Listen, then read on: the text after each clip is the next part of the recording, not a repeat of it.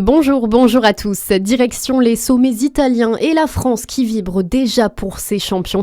Tous les regards sont tournés vers Quentin Fillon-Maillet 3 jours après leur historique du relais. Le biathlète de Saint-Laurent en Grand Vaud s'élance à 14h15 pour l'épreuve du Mastart masculin. L'objectif, un 4e titre olympique dans ces Jeux. Et il ne sera pas le seul. Éric Perrault et Émilien Jacquelin sont aussi en lice pour un possible triplé français sur le podium. Pendant ce temps, les ambassadeurs du terroir franc-comtois ont pris la direction de la capitale. 15 chevaux de trait sont arrivés à Paris. En l'absence des bovins cette année écartés par mesure de précaution à cause de la dermatose nodulaire, ce sont nos chevaux comtois qui seront les grandes stars du Haut-Rhin au salon de l'agriculture qui ouvre, on le rappelle, demain. L'actualité, c'est aussi l'enquête qui se poursuit après la découverte du corps d'une sexagénaire hier matin à Poligny.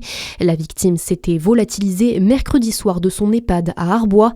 Elle a été retrouvée à 10 km de là. Les circonstances du décès restent très troubles.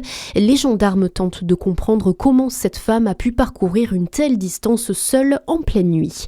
Soupçon de manque de transparence à la métropole de Dijon. L'association Anticorps met en cause François Rebsamen après l'examen de ses frais de représentation. Une analyse qui fait suite aux informations publiées par le magazine Valeurs Actuelles il y a quelques mois. Gauthier Baudin qu'a découvert l'association en épluchant ses factures. L'association pointe du doigt la consommation apparente d'alcool dans les factures, ce qui est considéré comme une dépense personnelle et non comme une dépense nécessaire à l'exercice du mandat. Mais les notes de frais révèlent aussi des écarts significatifs et inexpliqués dans la numérotation de certaines factures et des factures datées de périodes de confinement du Covid-19. Elles mentionnent des taux applicables à des repas consommés sur place, selon les mots d'Anticorps 21, donc à une période où il est interdit de fréquenter des restaurants à cause des restrictions sanitaires.